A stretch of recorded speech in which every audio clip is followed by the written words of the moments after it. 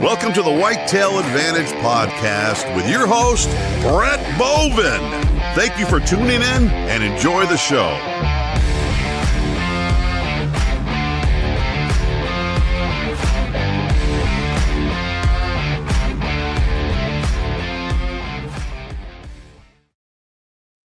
What is up, everybody? We are back. It's been a while, Johnny.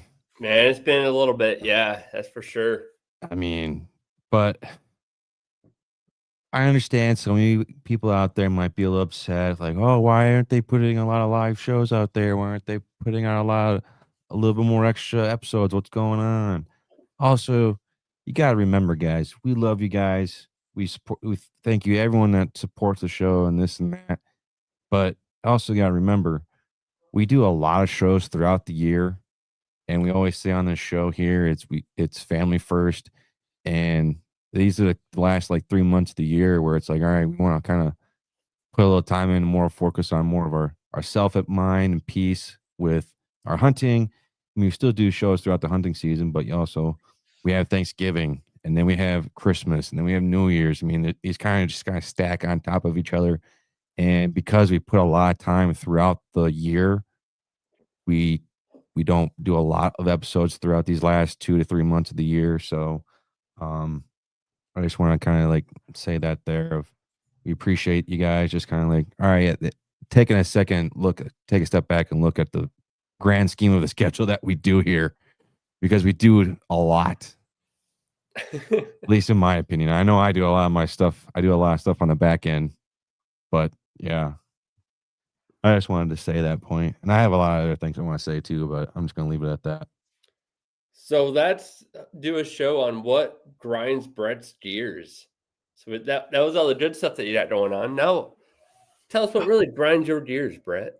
Grinds my gears is, man, okay. Now you're gonna open up a fucking can of worms. Like, I don't give two fucks. Let's do this. I don't give two shits if you're fucking black, white, left, right, politically wise. I don't care if you're straight. I don't care if you're gay. I don't give a fuck what. I just don't care. I'm not gonna judge you off of that stuff. As long as you wave the American flag at the end of the day, that's what I care about the most. Now, I'm gonna judge the shit out of you though, the way you behave though. I'm gonna tell you that. So I'm just gonna say that. Oh man. Yeah. Yeah. I don't apologize either, so I'll just say that now. Well, Brett, it's December 7th. It's D-Day. It's that day. So if you didn't know, there's your history lesson of the day. I didn't know that. All right, yeah.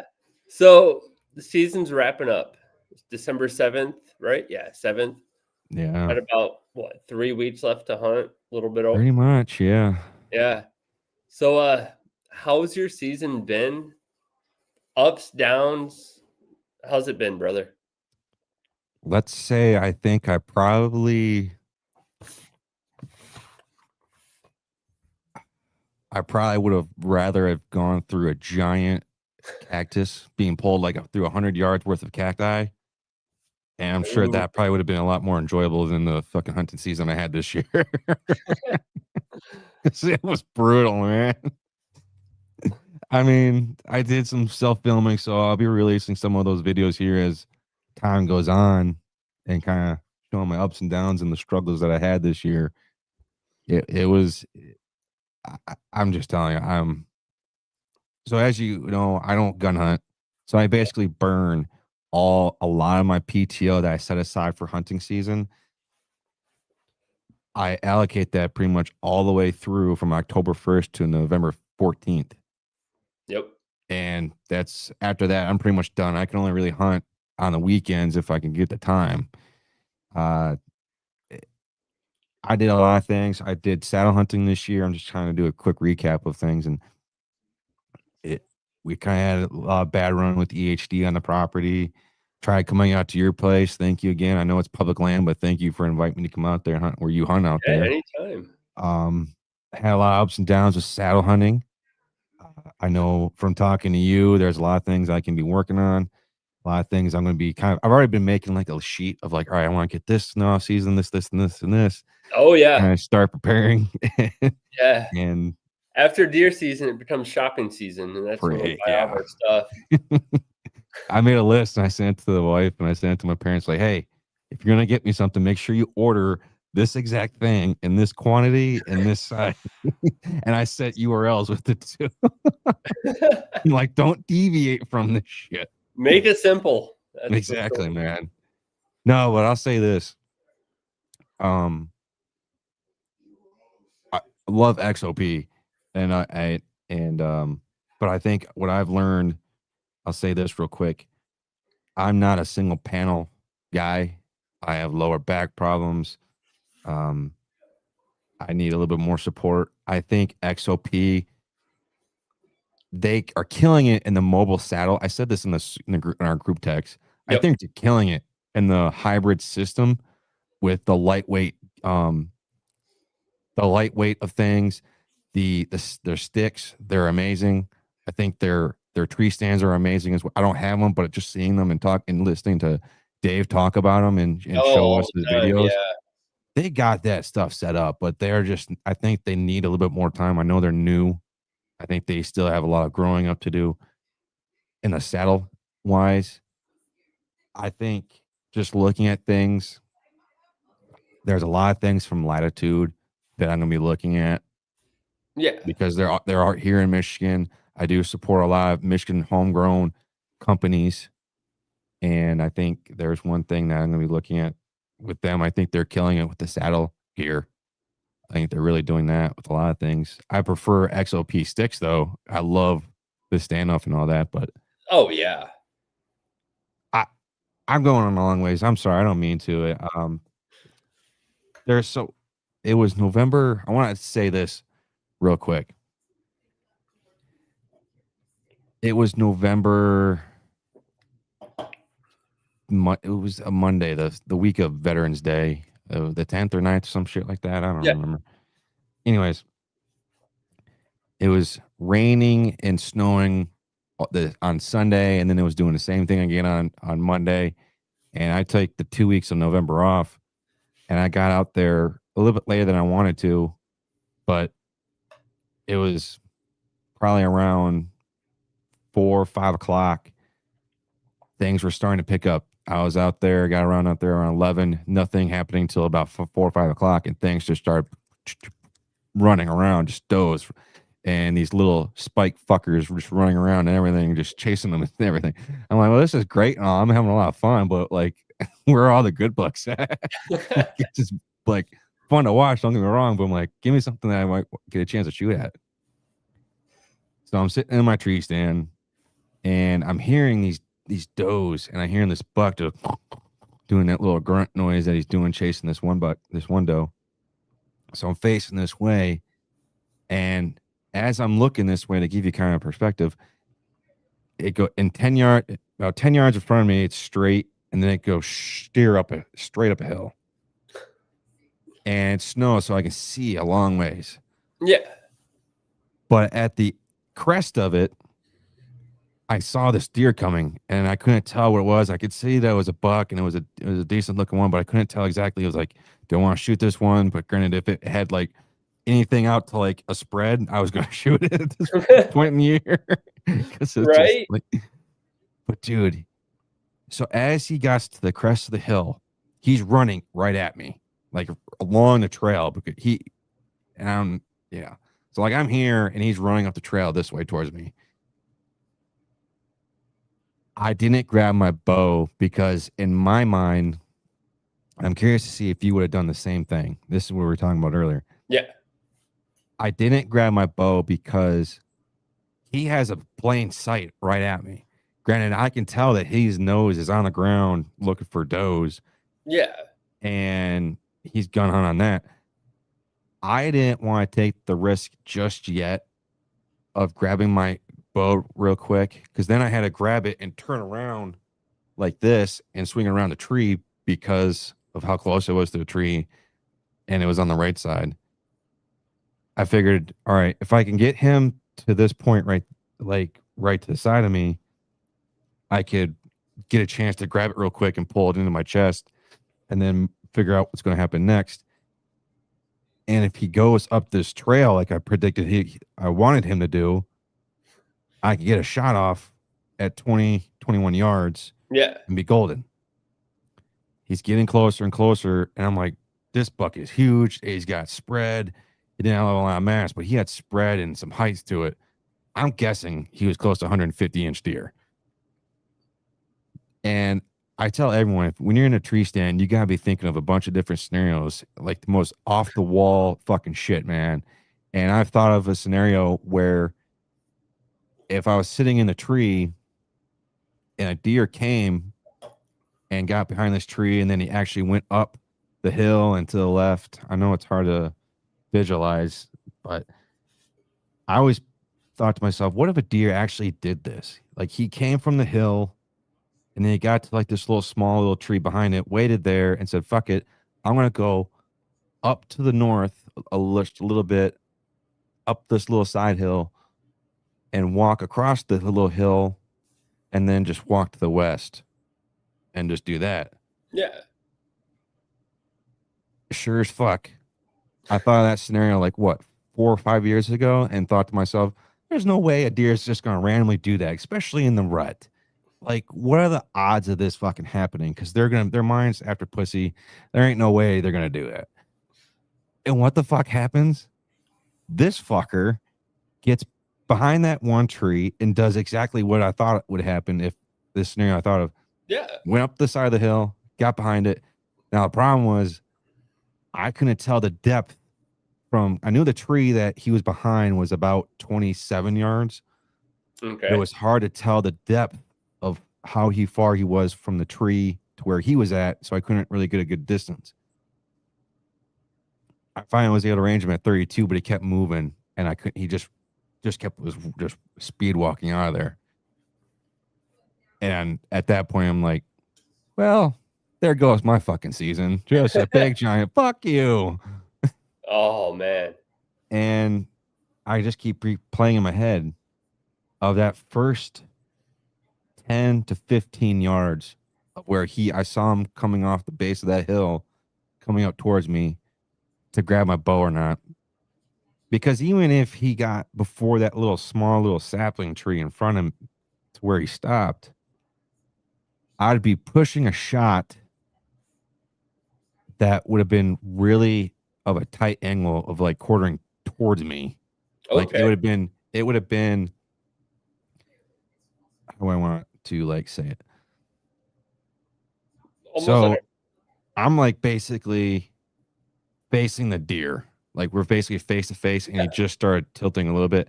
You're basically shooting from the front left shoulder, going to be going out his ass. almost. Yeah, you're looking at like almost a full frontal.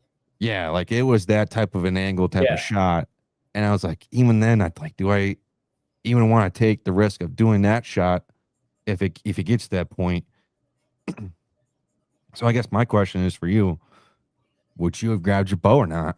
Because I've told that story to other hunters that I've come across in person, and I've told you guys this story, but not in full depth. So I'm curious to see what you would have done. I would have had to been there. So starting off in your story, he's coming down, he's got his nose to the ground.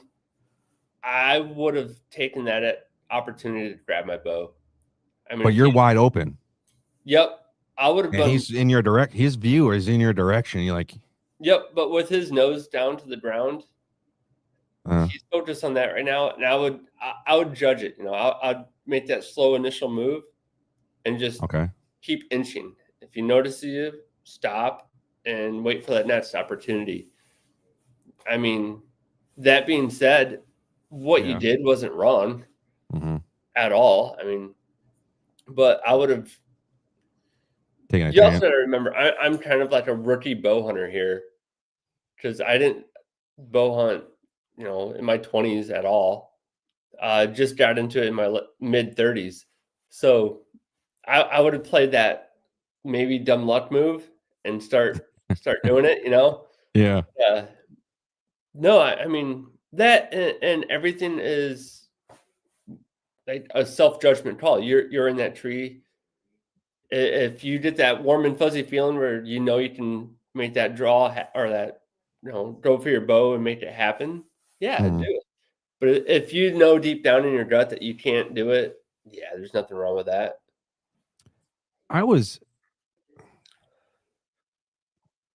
I guess I'm kind of exaggerating the angle of the shot. I mean, it still would have been a good shot. It would have been pushing it, at least for me. I would have probably taken the shot thinking to myself, I can make this shot. I can make this a lethal shot too. But I guess it was the fact of, oh shit moment of here's a giant deer. I Yep. haven't seen a deer of that caliber since I shot fishhook a couple years ago.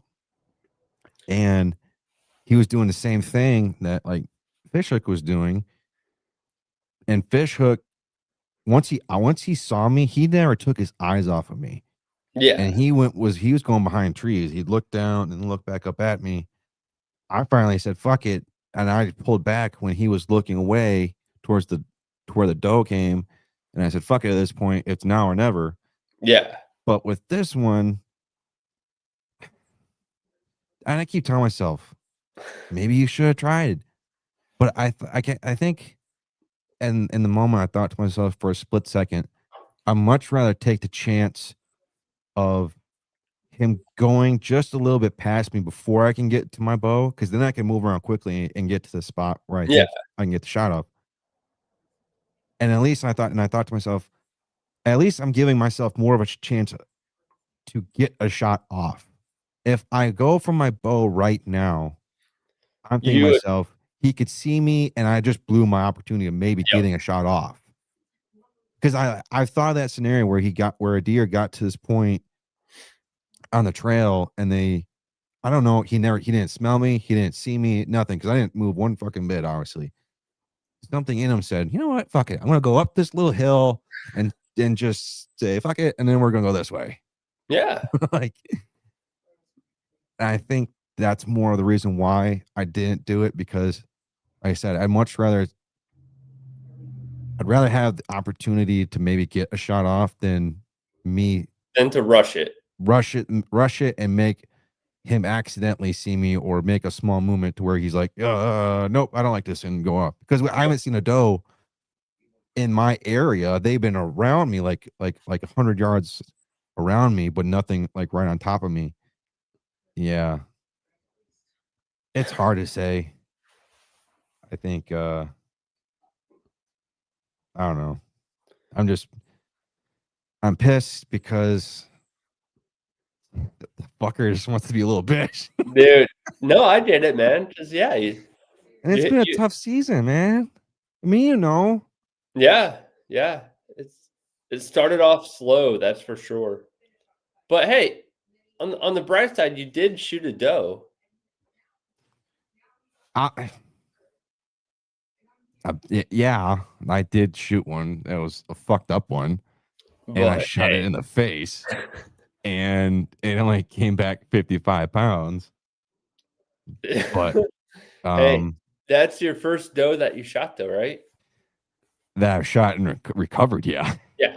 So now you have something to step up the game with. Maybe you're done killing big bucks. Maybe you have to Maybe, now move on to does. So you shot that little yearling, may or yeah. may not have had spots. Mhm. Maybe next fall or even this season. You still have time, man.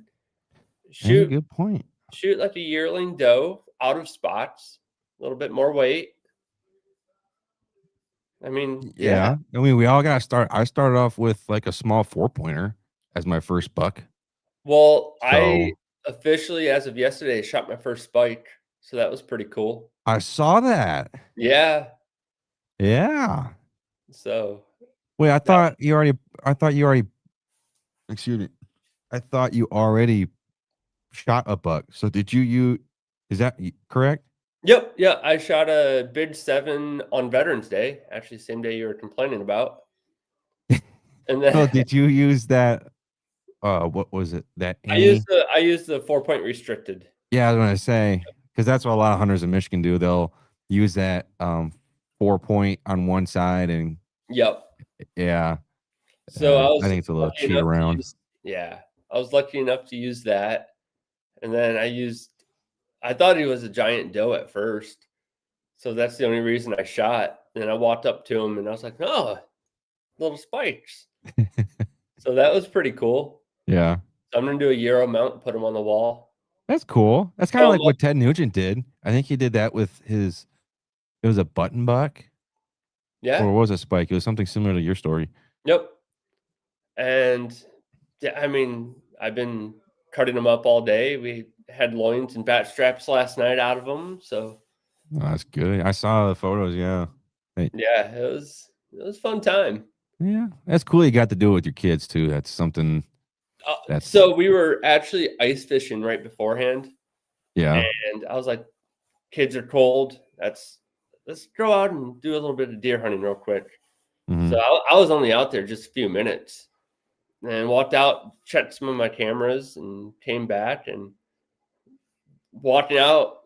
There he was, there was a doe standing there, but I couldn't shoot because there's a house right behind her. And I stared at her for probably 10 minutes. Yeah. And then she looked away and this I thought he was a doe, came out. I was like, no, probably 15 yards. Shot him, then he turned and ran right towards me. So I had to put another round in him and shot him right in the neck and dropped him right there. Yeah. And it was 40, 50 yards from the truck. It was a nice, easy night. Yeah, you're just like, all right, it's right there next to the truck. Fuck it, there we go. Come on, kids, let's go carry him out. So, Oh man, it was one of those where I was like, I've got about 20 minutes to hunt. We're already right here. Come on, kids, let's go do this. And they that's wanted. cool. Oh, those what kind of makes those little hunts like, what's the word? Exciting. It's exciting. And when it just happens like that, like I've had this buck actually on my trail camera that morning making a scrape. Yeah. And I was like, this son of a bitch, this little kid here. And I told my cousins, I'm like, hey, he's going to come back today and he's going to work that spot over. So you might want to sit there and hunt him. And they were. And I walked back and walking out and he just stepped out and I shot him. Yeah. So, yeah, I thought it was a giant doe. I ended up taking up the entire back of my truck, and it was a big deer. I think, what was it? That happened to my dad 2 years ago, I think it was. He thought he was shooting a doe, but it ended up being a spike too. Yep. Like he didn't see the antlers or whatever. I was like, really? He goes, yeah, I just thought it was a big ass fucking doe. That's what happened to me. I shot. And I just looked up and I started laughing. I'm like, he's going on the wall. He's going to be a Euro mount. Yeah. But I'm going to throw him up on the wall and with a little plaque. I was almost 43 years old and I shot my first spike. When would it be? I haven't shot a spike yet. I almost did this year because I wanted to meet. I was going to say F it. Yeah. I think my first doe you could consider like it's bi because it was like it had the curvature of like it was a spike, but then it like grew up into like little fork points. I call the like forkers. Yeah. Yeah. But they were like small, if I remember right. It's been a minute because the mounts at my parents' house, and we always do like Euro mount. Hang on, let me get this real quick. Yeah. All right. So now that it's just us, we all know who the real talent is. Go ahead and join me Tuesday, actually December 9th, for Mysteries in the Timber. It's going to be a great show. Here he comes back. Don't you fall. All right, hang on. I'm getting. Yeah. Take your time. All right. No, don't you fall off the damn thing. So for those listening viewers out, listening to this, Brett is playing with a stall. It's actually a Euro mount that he has. Yeah, well, I'll probably fix. So I'll fix it. It kind of came off there a little bit at the end, but here is one of mine. Nice. So what we generally like to do is, and you can't see it. I'll hold it up.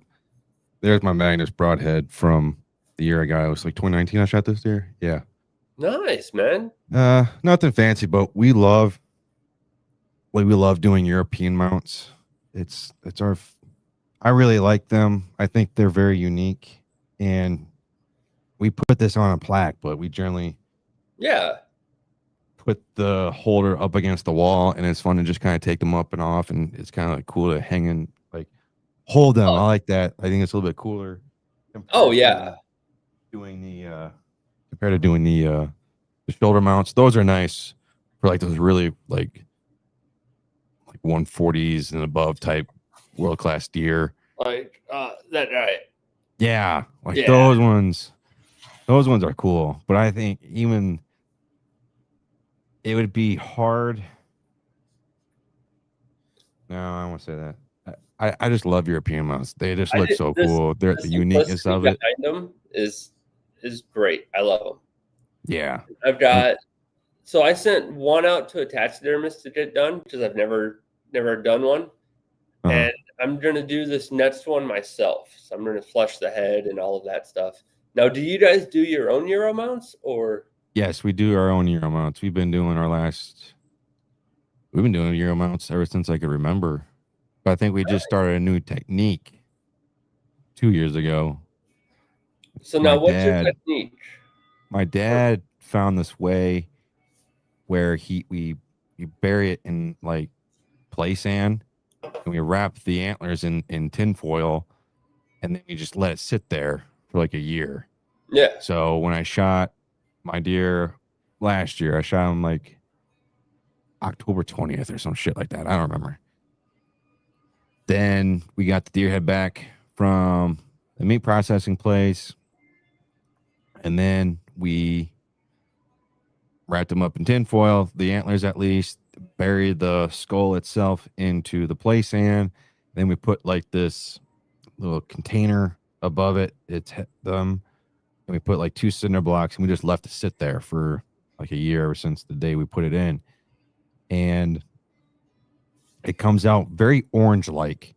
Yep. And I took pictures of the one that we just had. I'd show it up here, but it's hard to get the phone to come up here. Anyways, then we let it just kind of like air dry for like a week or two, and then after that, we kind of just like rinse it off with the hose again, do it again, and then I think if I remember right, we just stain the skull to kind of get that white out of the skull, that get that look of it. Yeah. I don't like that pure white. I don't like that just flat white. I like that little flat white, if that makes sense. You know how you like that very shiny black and you have that flat black? Yeah. Yep. Yeah, that's what I like, and that's what we do with ours. Nice. Yeah, I've been hearing that, bury them, throw them in a pond for a year, whatever. Mm-hmm. Yeah, I don't know what I'm going to do. I'm going to figure it out, though. I've heard boiling them and in a water and peroxide solution or something. But I've heard people that boil them. I think you still get good results from it, but I've heard like the longevity of it, if I'm remembering right, the longevity of the skull itself doesn't hold up. Okay. From what I'm told. I'm sure that is. I don't know. Obviously, you might do something different with your boiling compared to what I was doing, and it might be better. And so, you know what I mean? It's like you want peas versus tomato versus tomato type of deal, obviously. But let me ask you this. Yeah. The what are they called? The wraps, like those wraps they put on skulls, like dip them in like camo. Yep. Yeah, those hydro dips. What are your thoughts on those? They're pretty cool. So I used to do a bunch of hydro dipping with firearms and stuff like that. Mm-hmm. And I always wanted to do a Euro mount. Like that would be pretty badass. Yeah. I mean, if it's done right, it looks amazing, just like anything. But if it's done half-assed and you just start and you want to do it on one of your mounts, just practice first. You don't want it to look like shit. Right. But what's your thoughts on them? I think they look cool. Would I do them to mine? Personally, no. I think it'd have to take a special deer skull for me to do it. But we're going back to tradition and the authenticity of it, the nostalgic feeling behind it all. I'm just a sucker for that white, that skull looking, and the antlers. I just love that look. I think seeing those dips on them, I love seeing those American flag ones and the camo, those guns. Don't get me wrong. I think those cool to see, but to put something up in my wall of a deer that I shot that it took me forever to do, whether with 20 yards or 22 years to get this deer, whatever the case may be, to do it with a bow is an accomplishment of itself. Size, regardless, spike to 300-inch deer doesn't fucking matter. To do it with your bow, it's an achievement of itself. I have to look at this thing up on my wall. I love seeing that like I said, that white. I love seeing that skull like look of it.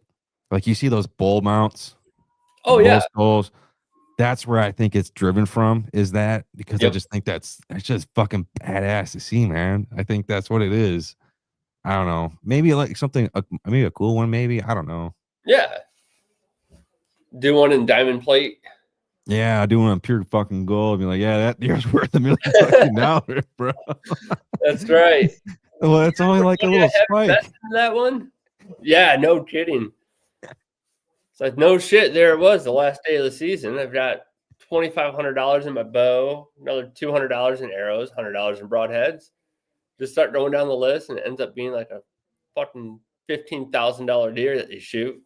Dude, no kidding. Like, good point. I just think of all the money we spend in this shit. No. Hunting. No. Because, like I think about it, and I'm like, how am I still surviving? I can justify every single purchase. I mean, I'll eat ramen for a month. I don't care.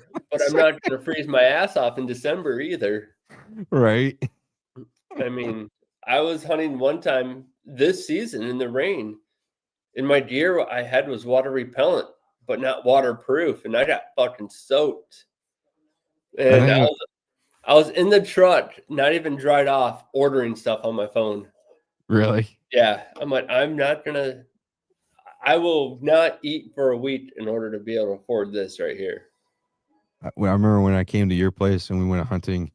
Do you have water repellent stuff? I was like, well, I got this coat kind of. Yeah. This sponge of a coat. And you're like, it's okay, because the rain's going to stop at like 4. And it stopped, and the sun shined, but yet it was still raining somehow. I know. And I was like, what the hell? This whole time I'm putting on my wet weather gear. I'm like, this isn't bad. Hanging up in the tree. And I just kept thinking, I'm like, oh man, you didn't have any wet weather gear. And I was just in that boat like 3 weeks prior. I was like, man, that sucks. Well, I'm dry. That's I'll feel sorry for him for a split second. Yeah. Then I was like, oh, what's that? Oh, squirrel. I remember, because then at that point, I think it was getting close to like 6 o'clock. Yeah. And there's still leaves on the tree, so it was getting darker quicker. Early, at least, in my opinion. And when you're in the woods, we still could have been out there for like another hour because there's still light left. You know what I mean? Yeah, but because of how dark it gets in the woods, it was so dark in those woods. Yeah, it was thick. Yeah, I love hunting it now because all that snow amplifies the light, and it's beautiful. I just remember close to the end of it, I was like, yeah, I'm not waiting another 30 minutes till it's officially like we can call it done hunting. I can't fucking sit still, because then my legs like twitching. Oh yeah. The only way I could get them to stop was to lock them in place. Yup. Just so I can fucking focus and get my stuff down from saddle hunting. And I was like, what the fuck? Who the fuck is I am a Maldi. He says, I am pooping. Good for you, dude. I don't know. I'm not going to come. Shut up, please. Nah, I don't feel like shutting up. Don't get me started if you're actually being real with all this stuff, because you don't want to get me started. No, I was going to say, I put like a full list of everything that I want to get for next season, and wind repellent stuff is one of them. Yep. Because I went out there hunting a couple times, and it was like 15-mile-an-hour winds, and I was like, yeah, fuck this stuff. I think one day it was like, I went out there, it was 14-mile-an-hour winds, and I saw like these trees, they're like crashing down, and I was like, yeah, fuck this. And I just packed my shit up and I left. And then the next day it was, and this was during my 2 weeks off, and it was 20-mile winds. And my wife texted me, she goes, are you going hunting? I said, fuck no. I had like 5 trees fall right next to me. I ain't going out there. It's stronger winds than it was yesterday. She's like, well, your life insurance is up to date, so you should really go out hunting. Yeah, go do it, please. I'm probably worth more dead than I am alive. Oh God, I know I am. I'm pretty sure it's fucking close up there to like $1 million at this fucking point. But I'm looking forward to all the things I'm planning on getting. Like I said, I'm into the list. I have like, and this is not me like bragging, and you can in any shape or form, whatever the case may be, because I've saved up a lot of money in order to put the stuff I want together. I got like $5 fucking grand into my bow itself. Into one bow? In this one bow, and people are like, you spent that much money on a bow itself? And I was like, yeah. Yeah. And I'm with you. I'd starve for like a week to 2 weeks in order to get something for hunting related. I'm the bows I have, I've got 5, I think. And it's always like, oh, well, I need a backup. So I want my backup bow to be just as good as my other one. And then this year I tried hunting out west. So I was like, oh, I need an out west bow. And then my kids all need bows. So I did them. So I can't afford any other bad habits. Like hunting is it's what I dump pretty much all my money into. I plan on my PTO time around it. Oh yeah. And it's not that I need to buy the newest, best stuff, but I mean, as I'm wearing a Sitka hat here.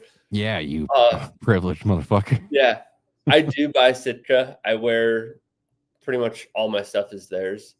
Yeah. That being said, they do an amazing job with a military discount, so that helps out a lot. Mm-hmm.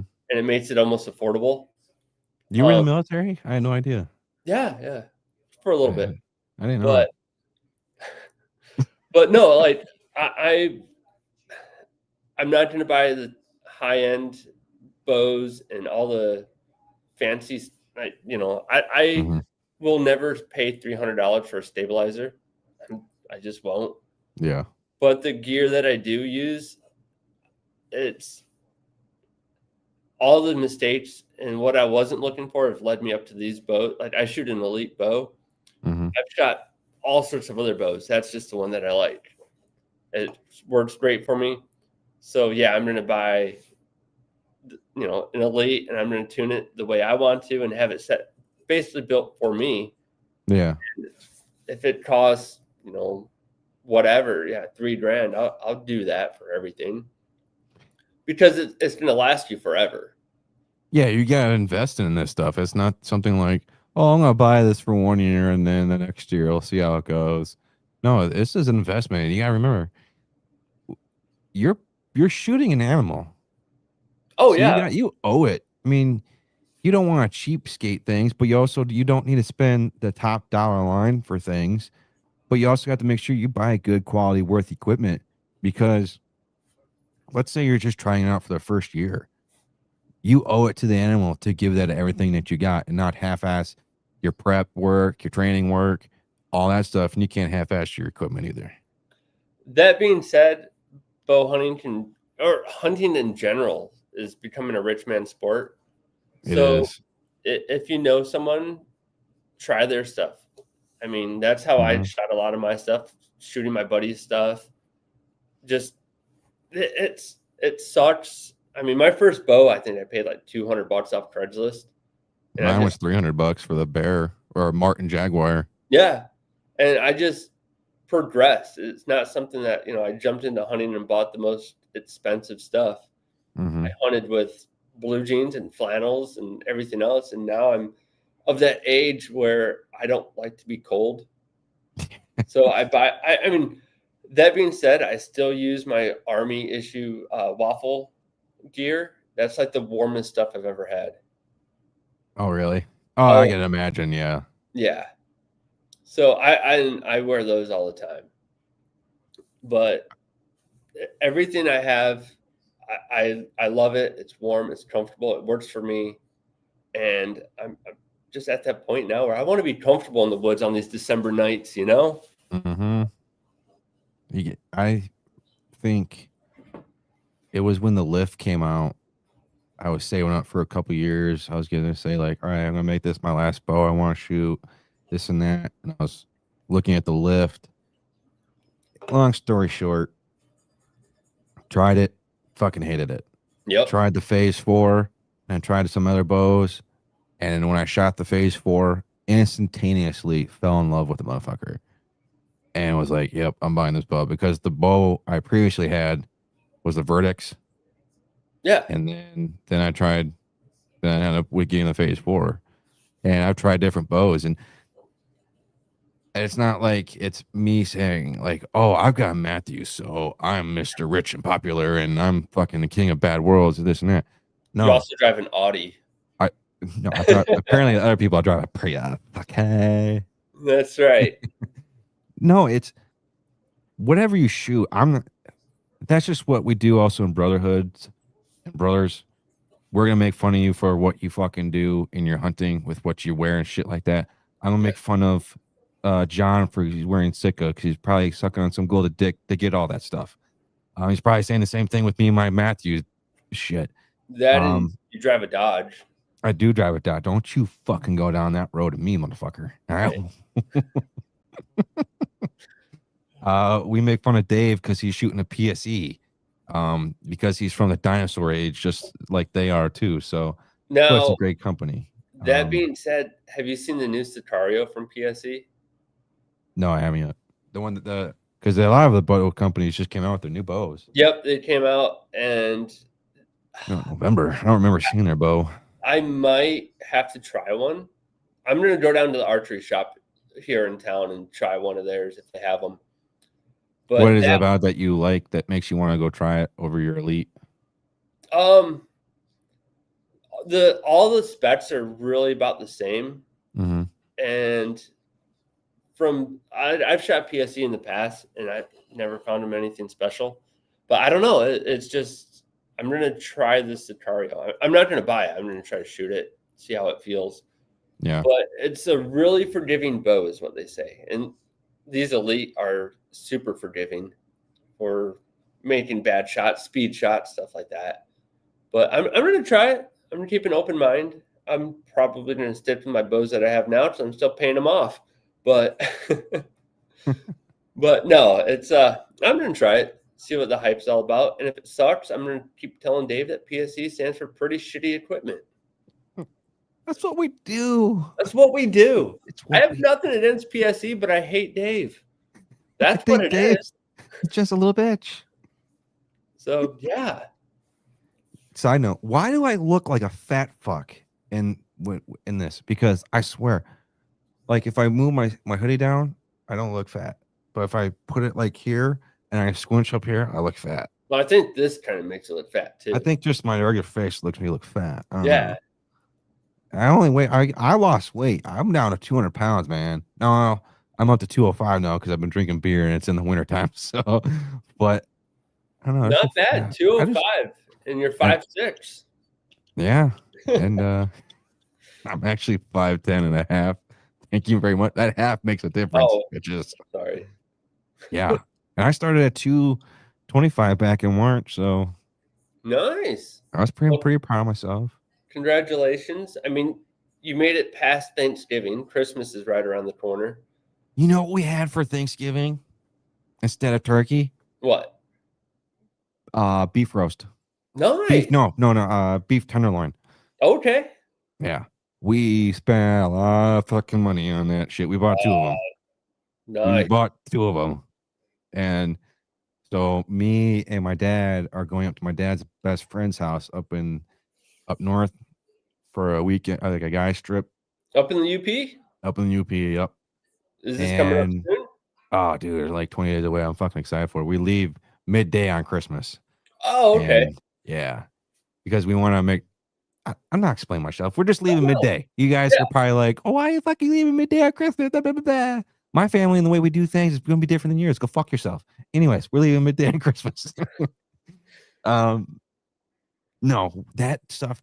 He tried doing something different with it because we tried it last year. Because we got tired of eating turkey on Thanksgiving, and then you know how everyone's like, "Oh, some reason on Thanksgiving dinner is at noon or 1:00, Oh, right?" yeah. Everyone Everyone turns into a 75-year-old grandma because we have to eat at 2. Exactly. And then all of a sudden, somehow at 4:00, once everyone's done eating, everyone's fucking napping on the couch or in the chair. Yeah. And we got tired of it. So last year, or it was the year before, we tried beef tenderloin and we loved it. And we're like, yeah, fuck that turkey shit. We're gonna be eating this for Thanksgiving. And then they actually bought a couple more for this year because we're gonna take some up north to eat. And my dad tried something new with it this year. The outside was just a little bit too salty. I don't know what he did. He didn't tell me. He just said he tried doing something different with it this year, and the outside of it was just a little bit too salty. But dude, oh my god, it just melted in your mouth. And I love putting my meat in A1 sauce or like some ketchup here and there just to kind of give it a little bit whatever. But dude, you could eat that fucking raw. I mean, I had to do it then that time to get the saltiness to reduce it. But dude, it was so delicious.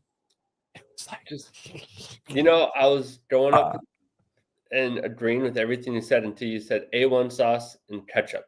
Ketchup. I put ketchup on everything. Dude. Nothing brings out the flavor more in a steak more than ketchup.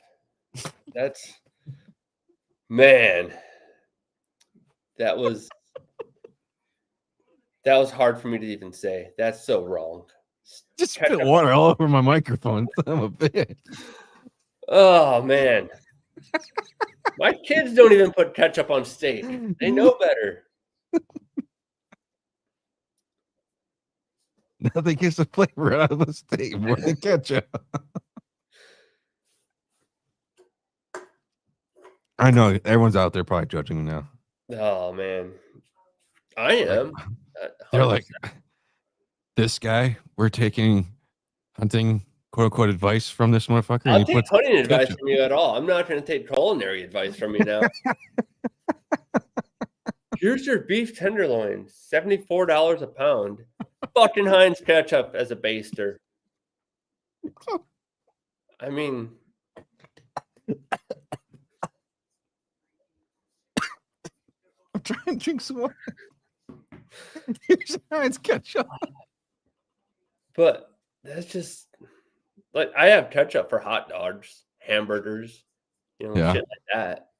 But no, I've never. You never put it on any of your venison meat either? No, God, no. Only on burgers. Venison burgers, I will. And a venison meatloaf if I'm going to do that. But do I use ketchup or A1? I can't remember what I do there. Oh no. With the venison chops with bacon wrapped around it. Yeah. We put the A1 on, we dabble just a little bit on that, and we let that cook in the oven.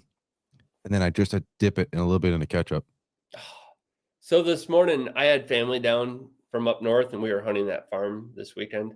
Yeah. So this morning I was like, you know what? I'm going to make breakfast for everyone. And I had shot a couple mallards a couple weeks ago. So I did bacon wrapped duck breasts and just fried them up. Ooh. No seasoning, just in a cast iron skillet. Fry them up, cook them that way.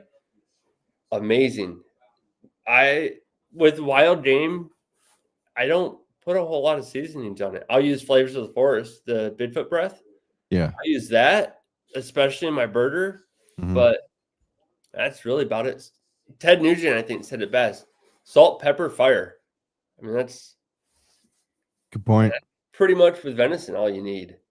Yeah. Now, if someone wants to make me a venison steak and like all the seasonings and stuff, I'm sure it's going to taste amazing. I'll eat the shit out of it. But Right. I mean, around here we keep it simple, and if it's not broke, why fix it? That's a good point. Yeah. I'm plain and I'm a basic white bitch.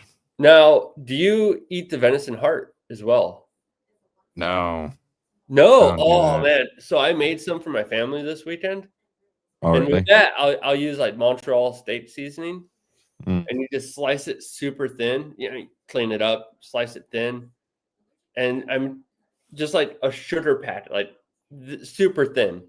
Yeah. Montreal steak seasoning and a little bit of soy sauce, and then you just throw it in a hot skillet real quick. Just toss it in, flip it, done. Oh, dude, that was a huge hit, and that's such a tasty cut. Oh, I've heard people where they get like their first deer kill and they're like, yeah, you got to eat the heart right there. Oh yeah. I've heard people actually do that. I couldn't do that, and I've heard stories about it. So, have you ever done that? I don't think I could. I don't think I ever did that with my first one. My dad tried doing it me. Yeah, I've never bit the heart. I've had a piece of raw venison before, but it was never like in the field or anything. It was at home. Yeah, just fucking mowing down on a bat strap.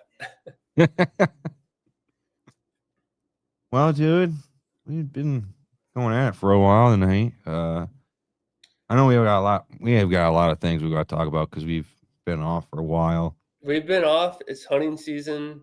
Yeah. We're out there getting after it. I mean, it slowed. It slowed way down. It did, and it's weird. We might actually have a white fucking Christmas this year here in Michigan. First time in many years. It was snowing on Thanksgiving, right, or the day after, or some shit. We got a bunch of snow then. Man, it's weird. We're not gonna see all mud and shit. Hopefully, maybe. Who knows? Yeah, who knows? You never know in Michigan. I will say this. First off, Squatch is on the show tonight, so we're not going to do our ending prayer. We leave that for him to do. A couple of things. Johnny's show, he's going to be up on Tuesday. Yep. If he's not feeling sick. I should be here. You should be. I should be here. His show, Mysteries in the Timbers, are going to be up here on Tuesday the 9th. So expect his show. If you listen to the audio version, you don't want to see our beautiful faces. I don't know why the fuck you wouldn't want to, because we're a bunch of beautiful, amazing, sexy men up here. He'll be on the live show. We do it on the audio version. Will be released the 10th of December. Then we're actually considering starting next week's show a little bit early. I think we're going to be thinking about doing it at 7:30 or 7 because it's our final a Trump night. Or trivia night. Can't wait. I put the questions together. They're not easy questions. I think it's up to 50 questions. I think. Let's do it. And they're not easy. These are some pretty tough questions. So we are considering possibly starting that one early. I think we might start at 7:30 next Sunday for Stump and Trump night. Then after that, December 16th, we got the Frank and Squatch show. And that's going to be our last show, our live show, until Johnny's show on Sunday, January 4th at Mysteries in the Timbers. And we'll be kicking back things off with our live shows back then. So we're going to be going off for the Christmas vacation and New Year's vacation. A couple of things. We might be also starting a new podcast, at least for myself. We'll explain more later on that as that comes about. A couple other mental notes that I'd like to point out to everybody. as of right now, how it looks, the 4th Sunday and Tuesday of each month, starting in January, we won't be doing a live show. We're going to be taking that week to spend more time with us as the team, with our families, and getting together and kind of doing more family things. We've been, yeah. I can go on and on. I'm just going to say, just look at that new schedule. If you want the Whitetail Advantage calendar on your phone, that way you can see when we're going to be doing live shows, who's going to be on, shit like that. Let us know. We'll put you on the email list, and our calendar will be popping up on your phone. With that being said, Johnny, do you have any final words before I say my last thing? It's the end of the season. We're all beat. Mm-hmm. This is it can make or break our season right here. So just got to keep putting left foot over right, keep going at it. Because in April, we're going to be wishing that it was deer season. Yeah. And yeah, so just keep hammering after it, man. I want to just say thank you to all of our fans, and everyone part of the Brotherhood. We greatly appreciate each and every one of you guys out there. We just thank you for everyone for the support. Like Johnny said, this is the grind time. So that's why we don't do a whole lot of shows throughout this time. We're out there trying to get after it, man. We love this hunting thing. So we don't just talk pretty well about it. We kind of live it too. Yeah. I do want to say, yeah, we don't hold anything back. Put your cord in the slot machine as well.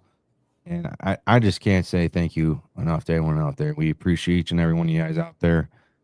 That being said, you guys know the outro we said at the end of the thing. You guys know what we do here. Put your fucking quarter in the slot machine. There you go. We'll see you fucking next time. All right. Later. And my fucking chatter.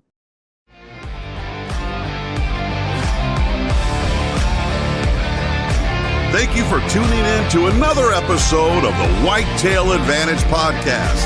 We hope you enjoyed the show, and we will see you next time.